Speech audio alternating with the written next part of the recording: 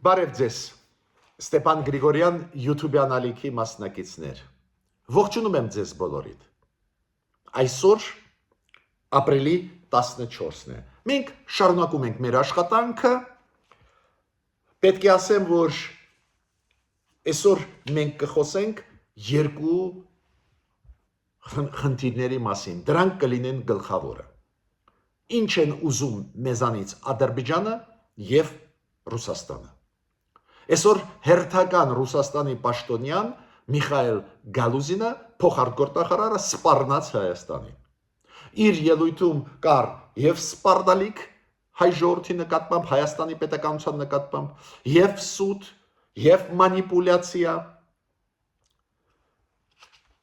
եւ նսեմացուցիչ մտքեր։ Մյուս կողմից Ադրբեջանը սկսեց կրակել թիրախային։ Հիշում եք, մենք ասել ենք դրա մասին, զգուշացնել ենք մեր կառավարությունը, որ սխալ է թողնել ինքնահոս այն, որ Ադրբեջանը կրակում է։ Մեր պաշտպանության նախարարությունը ասում էր, որ այդ կրակոցները անկանոն են։ Կոպիտ ասած օդ են կրակում, մեզ համար վտանգ չեն ներկայացնում։ Տեսակ, այսօր պաշտպանության նախարարությունը Հայաստանի հայտարարությունով հանդես եկավ ու ասեց, որ խնածախ գյուղի ուղղությամբ կրակոցներ եղել են եւ վնասվել է մշակութային տան շենքը։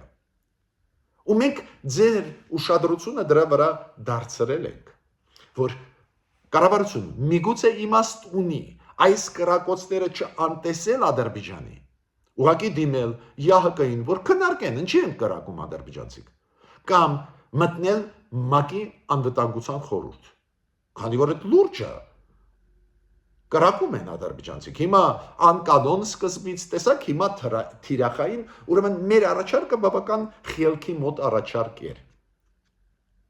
Մյուս հարցը Ռուսաստանի կողմից։ Տեսակ ոնց սինխրոն աշխատում են։ Ստեղ ադրբեջանցիք կրակում են, այնտեղից Ռուսաստանը սպառնալիքներ է հնչեցնում մեր նկատմամբ։ Ռուսաստանը Ադրբեջանի հետ ինչ որ բան մեզանից ուզում են։ Այսօր ես կասեմ ձեզ իմ կարծիքը, ինչ են ուզում մեզանից Ադրբեջանը եւ Ռուսաստանը։ Իրանց շահերը մեր դեմ ուղված բավական մոտ են, բայց ինչ են ուզում մենք կխոսենք։ Ու Միխայել Գալուզինի խայտարակ ինտերվյուի մասին մենք այսօր կխոսենք։ Նաեւ պետք է ասեմ, որ արձագանքեցին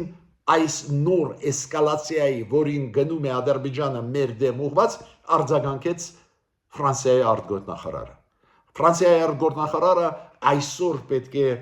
հանդես գա Լյուքսեմբուրգում արտգործնախարարների Եվրոմիության պետությունների արտգործնախարարների նիստում, միջև այդ նիստը ինքը արեց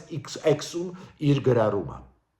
որ պետք է միսիան դիտորդական առաքելությունը Եվրոմիության ուժեղացնել, որ կարողանա կառավարել նոր լարվածությունը, որ կա տարածաշրջանում։ Էսա իսկական բարեկամը։ Ռուսաստանը չի ասում, որ լարվածությունը մեծանում է, ինչու մենք դեմ ենք եւ այլ, ինքը սպառնում է մեզ։ Ուրեմն, միջև անցնելը այդ երկու գլխավոր հարցերի մեր այսօրվա ապրիլի 14-ի հանդիպան ժամանակ ես պետք է մի քանի կարևոր ձեզ ինֆորմացիա տամ։ Շատ կարևոր կապված Թրամփի հետ, կապված Վրաստանի հետ։ Նայեք, Մակաբոչորիշվիլի արտգործնախարարը Վրաստանի, որը պլենար նիստում ելույթ ունեցավ պարոն Միրզոյանի Հայաստանի արտգործնախարարի եւ Բայրամովի Ադրբեջանի արտգործնախարարների հետ։ Ու ինքը նաև ուշագրավ բաներ ասեց։ Մենք ձեզ այդ երեք ուսումնասիրել ենք ինչ են ասել Արարատ Միրզոյանը ու Բայրամովը, այդ իրենց բանավեճը, ու հիշում եք ես ընդհանուր առմամբ գոհ էի, որ Արարատ Միրզոյանը բոյ տվեց, ես չեմ բացառում, որ այդ դիվանագիտական պայքարը, որը ինքը տարավ, հենց դրա արդյունքում է, որ Ադրբեջանը դժգոհ է ու կրակեց կոնկրետ թիրախային մեր ուղղությամբ, բայց իրոք պայքարել պետք է, ուրիշ տարբերակ չկա, լսել իրանց նսեմացուցիչ հայտարարությունները, սպառնալիքները անverջ դա սխալ է, դա իրոք ծանր հետևանքների մեզ կբերի, բայց Ուշադրությունից վրիպեց պարզ է Մակա Բոչորիշվիլի ասածը։ Ուրեմն ինչ է ասում Մակա Բոչորիշվիլի։ Պարզ է ամբողջ իր ելույթից ես չեմ անդրադառնա, բայց ինքը կարևորագույն մտքեր ասեց կապված Վրաստանի քաղաքականության հետ։ Ինքը ասեց 3 գումարած 3 այդ բանաձևը մեզ համար չի։ Մենք կյանքում չենք մտնի 3 գումարած 3-ի։ Ինչի մասին է խոսքը։ 3-ը դա Հարավ Կովկասյան 3 երկրներ, 3-ը հարևաններ, անմիջական հարևաններ Հարավ Կովկասի։ Ռուսաստան, Թուրքիա, Իրան։ Ինքը ասում է, ստեղ մենք անելիք չունենք, քանի որ Ռուսաստանը այնտեղ կա։ Մենք Ռուսաստանի հետ մենակ մի բանաձև ունենք, որտեղ որ գնում են կոնսուլտացիաները, քննարկումները, դա կոչվում է Ժենևյան կոնսուլտացիոն հարթակ։ Դուք գիտեք, Ժենևում պարբերաբար լինում են հանդիպումներ կապված Աբխազիայի եւ Հարավային Օսիայի հարցի հետ։ Ոստեղ մենք էլ պետք է սովորենք։ Երբ որ ես ասում եմ մեր կառավարությանը 3 գումարած 3-ը մեզ համար չի, այն առումով, որ այնտեղ կա Թուրքիա, Ադրբեջան, Ռուսաստան, որոնք 3-ով մեր դեմ են, մեր տեղը չի, պատահական չեմ ասում։ Տեսեք Վրաստանը ինչ ասում։ Այնտեղ Ռուսաստանն է, որը մեր զապտեց մեր տարածքները, ուրեմն միջև այդ հարցը չլուծվի, այդ ֆորմատը մեզ համար չի։ Հա, մեր կառավարությունը ինչ է ասում։ Այդ ֆորմատում մենք չենք քննարկում հայ-ադրբեջանական հարցերը, այլ հարցեր։ Մենք քննարկում ենք մենակ տնտեսական հարցեր տարածաշրջանի, ապա շրջափակում եւ այլ։ Բայց ցանկացած դեպքում դուք անձանց լավ գիտեք, իրանք ներգրավում են քեզ այդ ձևաչափի մեջ ու հետո ամեն մի հարց առաջ են բերում, նաև փորձում են հանդիպացնել Փաշինյանին Ալիևի հետ այդ շրջանակներում, փորձում են հանդիպացնել Միրզոյանին Բայրամովի հետ այդ շրջանակներում։ Ուրեմն կիսում եմ Մակա Բոչորիշվիլի այն կարծիքը, որ 3 գումարած 3-ը իրոք վտանգավոր ձևաչափ է։ Հիմա Պարզ է Անտալիայի ֆորումում Արարատ Միրզոյանը նաև հանդիպումներ ունեցե բարձր պաշտոնյաների հետ տարբեր երկրների, դա միանշանակ դրական է, Մեծ Բրիտանիայի պետ նախարարի հետ հանդիպեց ՆԱՏՕ-ի գլխավոր քարտուղարի բանագնացի Հարավային Կովկասի հարցերով, այդ ամեն ինչ պետք է այդ աշխատանքը տարվի։ Ես պետք է ասեմ, որ Իրանը եւ Միացյալ Նահանգները հայտարարեցին, որ այդ բանակցությունների առաջի փուլը, որը Օմանում անցավ Իրան Միացյալ Նահանգները, վատ չէր, կառուցողական է, երկու կողմերն էլ ասում են, բայց շատ հետաքրքիր է, ամեն մեկը իր գիծը տանում է։ Ամերիկացիք ասում են, պարզ է գլխավոր հարցը նա էր, որ Իրանը հրաժարվի միջուկային ծրագրերից, միջուկային զենք ձեռք բերելուց։ Իրանցիք ասում են, այո, այդ հարցը քննարկվել է, բայց նաև քննարկվել է հարց, որ սանկցիաները հանվեն Իրանի վրից։ Տեսեք, ամեն մեկը մի բանակցային process մեկնաբանում է իր շահերից ելնելով։ Մենք էլ պետք է սովորենք։ Ոչ թե սովորենք գնալ միակողմանի միայն զիջումների։ Պետք է սովորենք ամեն մի կետի համար միջև վերջ պայքարել։ Արվում է աշխատանք, էդ էլ ձեզ ասեմ, այդպես չի, որ չի արվում, բայց տեսակ Ադրբեջանը սկսեց կրակել, մինչդեռ մենք բոլոր հարթակներում ասում էինք, հիշում եք, որ խաղաղության պայմանագրի տեքստը համաձայնեցված է, ինչքան լավ է, ապրե է, բանման, փաստորեն Ադրբեջանը պլստած massամբ ճնշումներից, քանի որ զուգահեռ Ադրբեջանը սպառնում էր, զուգահեռ ասում էր ոչ կառուցողական բաներ մենք չենք հնչեցրել։ Ու հիմա ստացվում է, որ իրանք նույնիսկ սկսեցին կրակել։ Այո, Արարատ Միրզոյանը առաջի անգամը, որ խիստ դրեց հարցերը Անտալիայում ու ճիշտ արեց, ես համարում եմ այս քաղաքականությունը պետք է մշտական լինի մեզ մոտ։ Նաև ես պետք է ասեմ, որ Թուրքիան, պարզ է, Թուրքիան անընդհատ ուզում է ցույց տալ, որ ինքը կա, նորից Ֆիդանը Թուրքիայի արտգործնախարարը Անտալիայում առաջարկեց, որ Ստամբուլում շարունակվեն ուկրաինա-ռուսական բանակցությունները։ Հիմա Տրամպի մասին։ Գիտեք, Պուտինը կամաց փչացնում է Տրամպի, քաղաքական փչացման մասին է խոսքը։ Տրամպը ասում է, լավ է գործը գնում Ուկրաինա, Ռուսաստան, մենք կարողանում ենք, Ռուսաստանը ռմբակոծեց Սումի քաղաքը Ուկրաինայի։ Ռմբակոծեց կենտրոնը քաղաքի, որտեղ չկան ոչ զինվորներ, ոչ ռազմական օբյեկտներ, նպատակաուղղված խփեց Ուկրաինան։ Մեծ թվով զոհեր, ցավակցում են Ուկրաինայի ժողովրդին, մեծ թվով զոհեր, տասնյակ ու տասնյակ մարդիկ, երեխաներ զոհվեցին։ Ու դրանով Պուտինը փչացնում է Տրամպին։ Տրամպը երեք ասեց, որ լավ եմ գնում, բան, էսա ես, բան, կասեմ, լավ կպայեն Պուտինը իրան, Զելենսկին իրան, միջդեռ Պուտինը հարված է հասնում ու պարզա դիսկրեդիտացվում է Տրամպը ու իր նախաձեռնությունը։ Պետք է ասեմ, որ նույնիսկ Կիթ Կելոգը Տրամպի բանագնացը նաև հայտվում Ուկրաինայի հարցով իրոք շատ դժգոհ էր, հայտարարություն արեց, որ Ռուսաստանը այն սահմանը անցավ, որ ռմբակոծեց քաղաքացիական օբյեկտներ, զոհվեցին նաև երեխաներ։ Պարզ է, նախագահ Մակրոնը արձագանքեց շատ խիստ ու ասեց, որ Ռուսաստանը չի ուզում խաղաղություն, պետք է ինչ-որ բաներ անել ու Ռուսաստանը անտեսեց Տրամպի ուզածը, արձագանքեցին Կայա Կալասը և Անտոնիո Կոշտան, արտգործնախարարը Եվրամիության և նախագահան Եվրամիության կոշտ հայտարարություններ Ռուսաստանի այս ագրեսիվ կեղծվածքի դեմ։ Պեսկովը Ռուսաստանը իրոք ձեռ է առնում Տրամպին։ Ես չէի սպասում, որ այդպես լկտի կպայեն, Պեսկովին հարցրեցին, ոնց են գնում բանակցությունները Ռուսաստան Միացյալ Նահանգներ։ Դուք գիտեք, Օմանում դա Միացյալ Նահանգներ Իրան բանակցային պրոցես էր, Օմանի միջնորդությամբ։ Ստամբուլում Ռուսաստան-Ուկրաինա փորձ է արվում, ուղղակի Ռուսաստան-Ուկրաինա ինչ-որ պրոցես գնա։ Նաև Ստամբուլում գնում է պրոցես Միացյալ Նահանգներ Ռուսաստան։ Դե այնտեղ գիտեք, դիվանագիտական հաստատությունների աշխատանքների վերականգնում, լուրջ սահմանափակումներ էին երկու կողմից էլ։ Ու Պեսկովը այդ բանակցությունների Ստամբուլում, որոնք գնում էին ոչ թե Ուկրաինա, Ռուսաստան, Միացյալ Նահանգների միջնորդությամբ, հիշում եք Սաուդյան Արաբիայում, ոչ, Ռուսաստան, Միացյալ Նահանգները միայն այդ ուղղությամբ երկում,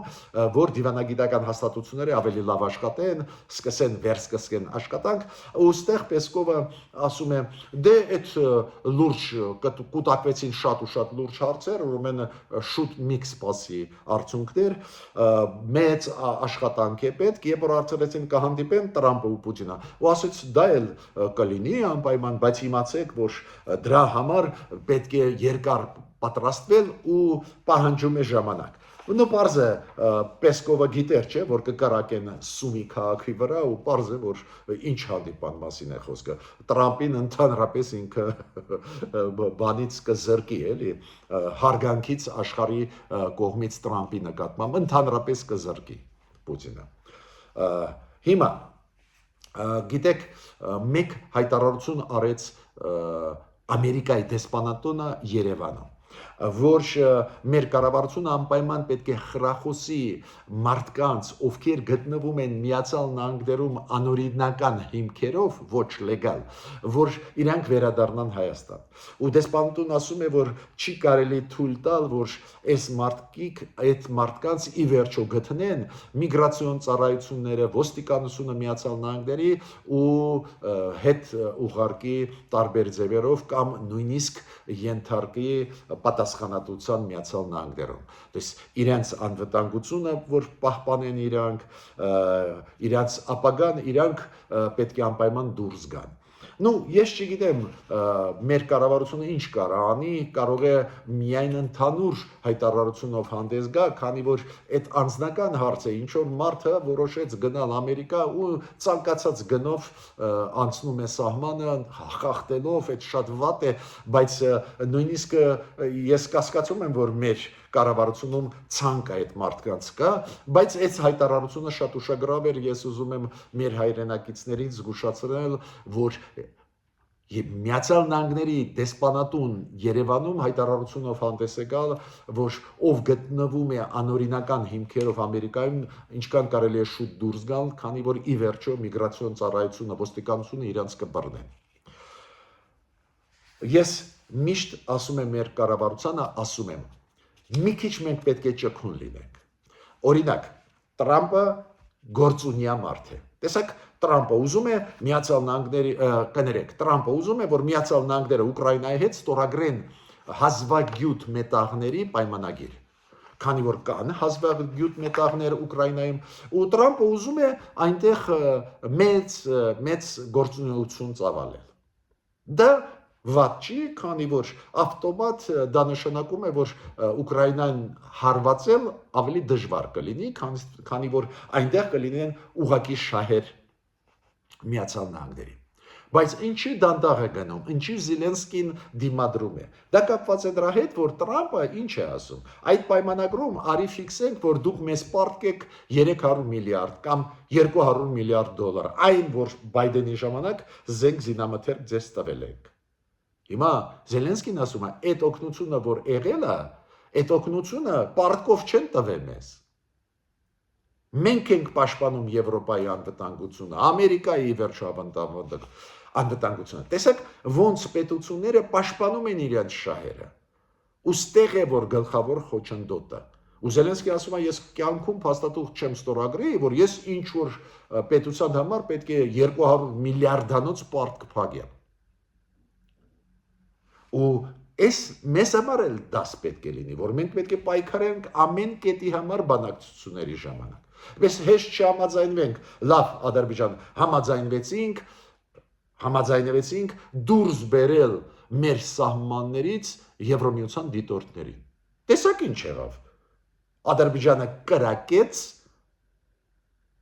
մեր կոնկրետ գյուղի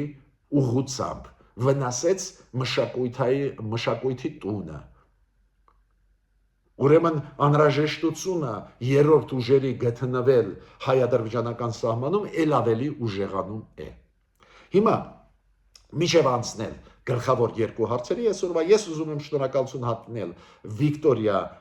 Մարտիրոսյանին, Քրիստինա Կալիֆոռնիայից, Արմեն Վարդապետյանին, Վարուժան Դերոնյանին ու բոլորիդ, ովքեր ակտիվ են, աջակցում են,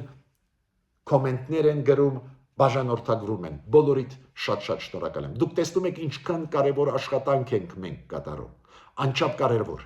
հավասարակշռված, գրագետ, խոճապի մեջ չենք մտցնում մեր հասարակությունը, սփյուռքայությունը, արցախայությունը, Հայաստանի Հանրապետության քաղաքացիներին, ուղղակի վերլուծում ենք, ինչ անենք։ Տեսեք, ես հիմա մի քանի առաջարկներ արեցի, նաև դիտողություն արեցի կառավարությանը։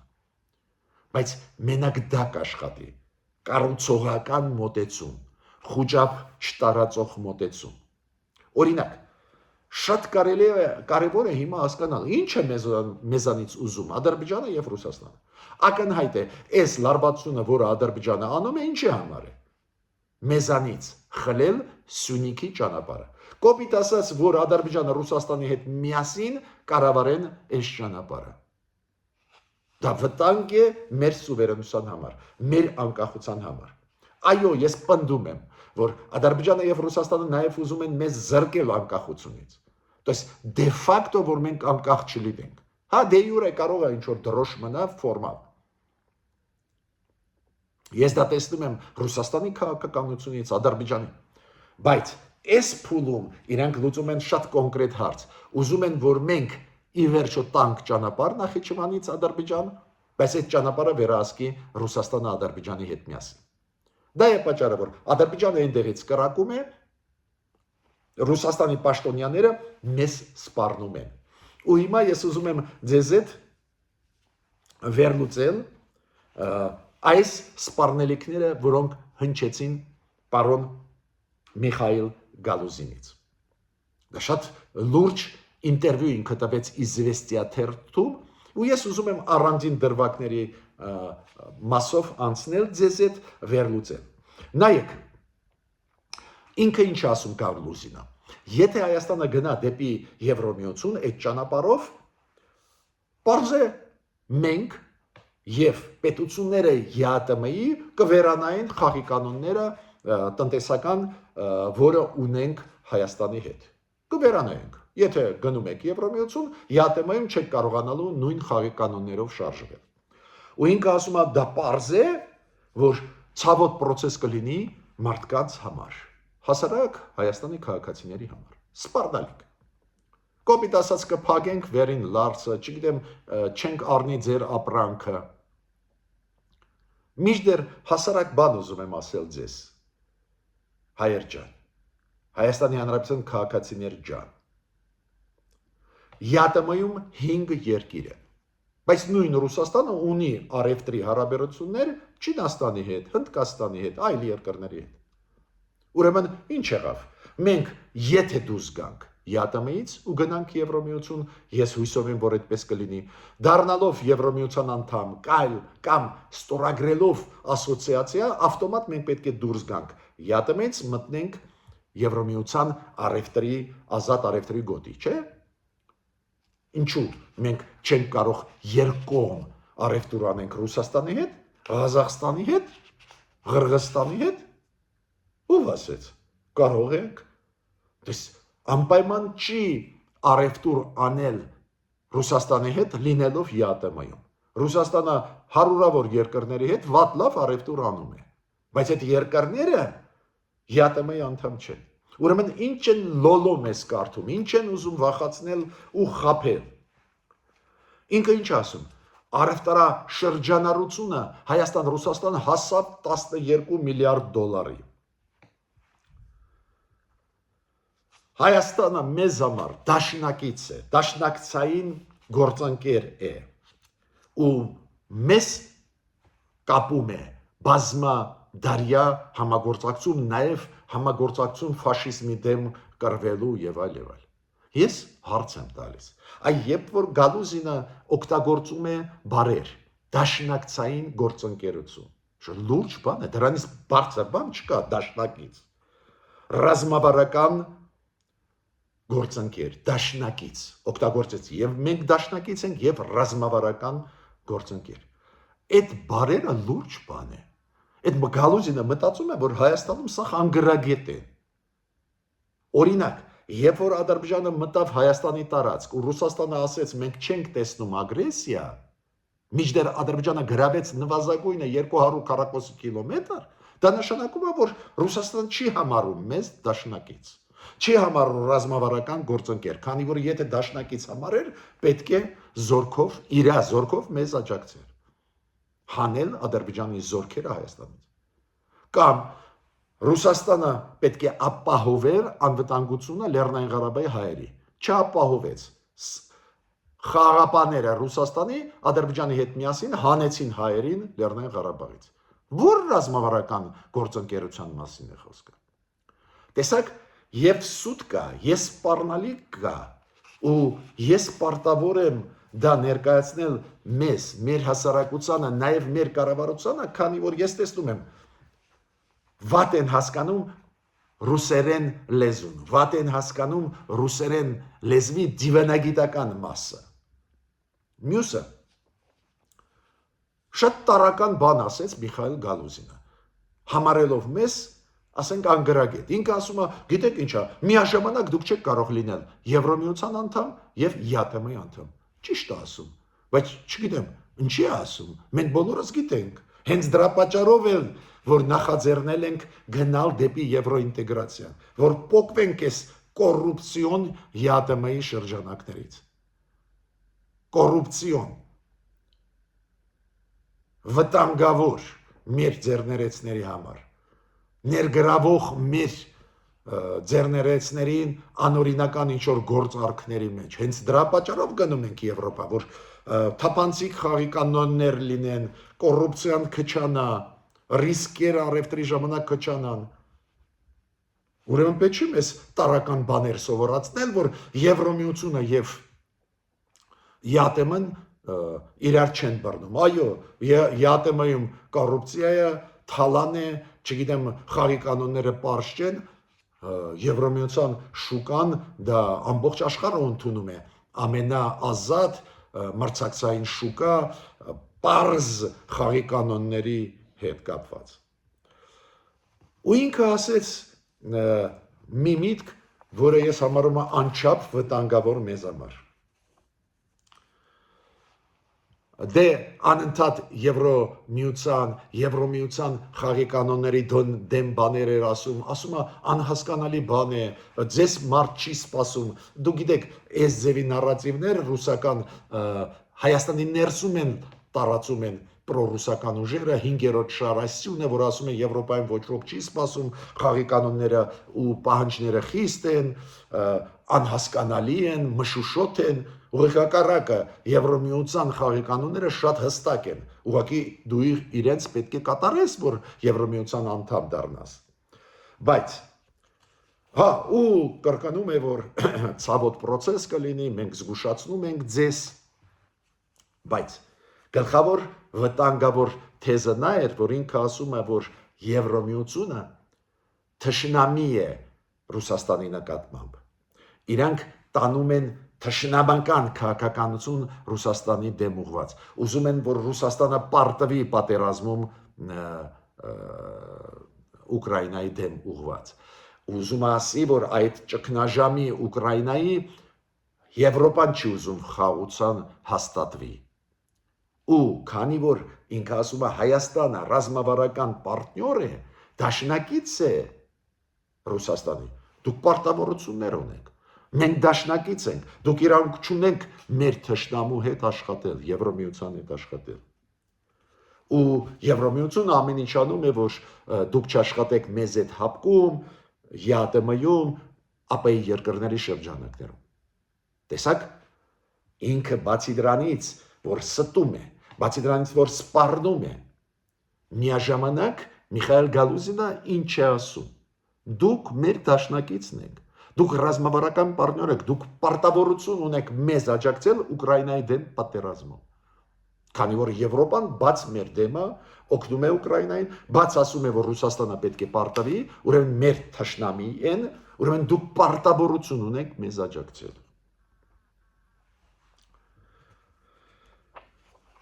Գիտեք, այդ ելույթները շատ լուրջ ելույթներ են, անտեսել պետք չի, ոնց անտեսում էինք այն փաստը, որ կարող է Ադրբեջանը ի վերջո համարձակվի կրակի մեր գյուղի վրա ուղղակիորեն թիրախային, այստեղ չի կարելի անտեսել սպառնալիքները։ Ավելին, զուգահեռ այդ սպառնալիքներին ինչ որ ֆորում անցկացրեցին հայերը, հայկական միությունները Մոսկվայում, որտեղ որ Սամվել Կարապետյանը ելույթ ունեցավ, այդ մեծահարուստ պրոռուսական մարդը ելույթ ունեցավ ու սպառնում էր, որ ծանր հետևանքներ կունենա Հայաստանի համար գնալը դեպի Եվրոմիություն։ Ու ինչով են տարբերվում մեծահարուստ ադրբեջանցիք հայ մեծահարուստներից ապրող Ռուսաստանում։ Ադրբեջանցիք մեծահարուստները չեն սպառնում Ադրբեջան պետությանը։ Իրանք ուղիղ հակառակը, իրանք համոզում են Ռուսաստանի, կաշառում են Ռուսաստանի պաշտոնյաներին, որ ի օգուտ Ադրբեջանի քայլեր անեն։ Մեր Պորզա բոլորի մասին չի խոսքը, բայց մեր մի շարք այս մեծահարուստները մեզ են սպառնում։ Փոխանակ գնա Պուտինին համոզի, որ Հայաստանին աջակցի, իրանք սպառնում են մեզ։ Նմանատիպ սպառնալիքներ մենք նրանցից լսում ենք։ Ու հիմա շատ կարճ ուզում եմ ձեզ ներկայացնել իմ դիրքորոշումը։ Ինչ է ուզում Ռուսաստանը մեզանից։ Պարզ է Ադրբեջանը, Ռուսաստանը ուզում են թուլացնել այդ կամ Հայաստանը, որ կարողանան տիրել Սյունիքի ճանապարհով։ Ստրատեգիկ ճանապարհ է, իրանք ուզում են տիրել առանց մեզ։ Ու բաց ասում են, իմիջիալոց ադրբեջանցիք էլ ասում են, դա որ Ռուսաստանի ՖՍԲ-ն պետք է կանգնի, Ռուսաստանը բաց ասում է, երակողմ փաստաթղթերով պետք է շարժվենք 2020, 21, 22 թվականների, այնտեղ երակողմում գրված է, որ ապաշրջապակում պետք է լինի ու իբր Ռուսաստանի սահմանապանները կանգնեն, ազատ մեկնաբանում են իրանք, բայց սուվերենությունը այնտեղ չի վիճարկվել Հայաստանի, բայց իրանք դա են ուզում են թուլացնել մեզ այդ կամ, որ մենք համաձայնվենք։ Տեսնում են, որ դժվար է համոզել մեր իշխանությունների գնալ բոլոր ուղղությամբ զիջումների, դա է պատճառը, որ 5-րդ շարասյունը պրոռուսական ուժերը ակտիվացրեցին Հայաստանի ներսում։ Մյուսը ակնհայտ է, որ Ռուսաստանը ուզում է լուծել իր հարցերը ուրիշ երկրների տարածքներով։ Ինչ արեց Ռուսաստանը Սիրիայի հետ բոլորդ գիտեք։ Հանձնեց Թուրքիային ու ինչ որ հարցեր իրա լուծեց։ Սերբիային հանձնեց, իր հարցերը լուծեց։ Լեռնային Ղարաբաղը հանձնեց, լուծեց հարցեր Թուրքիայի եւ Ադրբեջանի հետ։ Ռուսաստանը թույլ է, Ուկրաինայի պատերազմը քամում է իր պոտենցիալը։ Դա է պատճառը, որ Ռուսաստանը ստեղ չի կարող ակտիվ գործողություն ծավալի, ու 5-րդ Շարուսյան միջոցով մեզ թույլատնում է, որ հետո երբ Ռուսաստանը լուծի հարցերը Ուկրաինայում, գա ստեղ տիրի։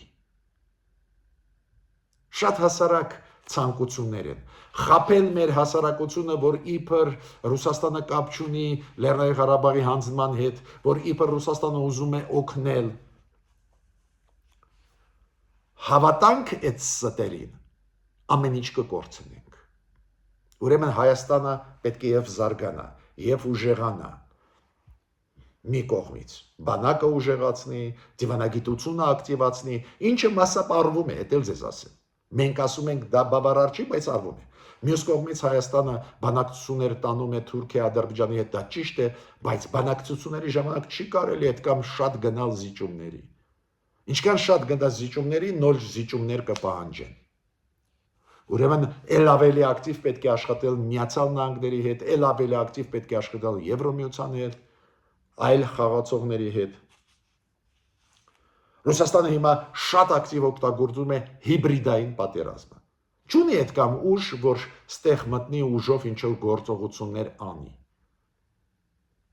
Ադրբեջանի միջոցով կարող է միայն անի ուժային գործողություն։ Բայց հիբրիդային պատերազմ վարում է, մենք տեսնում ենք ինֆորմացիոն դաշտում։ Օգտագործում է Հայաստանի ներսում ներդրված ագենտուրա, ուստեղ անելիք ունի առաջի հերթին իշխանությունը։ Մենք փորձագետներս մեր նպատակը ուղղել այս վտանգները, ուղղել ուշադրություն դարձնել, ուղղել այդ մեսեջները կառավարությանը։ Կառավարությունը պետք է աշխուժ լինի։ Արվում են քայլեր, ես միշտ դա կարկանում եմ, բայց առանձին դեպքերում դա բավարար չի։ Տեսակ Ֆրանսիան նույն պայն արձագանքեց այս նոր էսկալացիայի, որը Ադրբեջանը անում է մեր տարածաշրջանում։ Ասեց մենք Եվրոմիությունում կքննարկենք, որ դիտորդական առաքելությունը ուժեղացվի հայ-ադրբեջանական սահմանը։ Մենք մինչդեռ իրոք գնում ենք զիջումների ինչի համար, որ ստորագրվի խաղաղության պայմանագիրը, բայց եթե դու շարունակում ես զիջողական այդ քաղաքականությունը, Ադրբեջանը ել ավելի կլկտիանա։ Ուրեմն անենք ճիշտ եզրակացություններ, ակտիվ քաղաքականություն, հրաժարվել այդպես միակողմանի զիջումներից, տեղը դնել Ադրբեջանը բոլոր միջազգային հարթակներում, չէսկալացնելով հարաբերությունները, պատրաստ լինելով ցանկացած պահին ստորագրել փաստաթուղթ։ Ես ավարտեցի այսօրվա իմ ելույթը, խնդրում եմ բաժանորդագրվել, կիսվել, լայքել, միշտ նոր հանդիպումներ։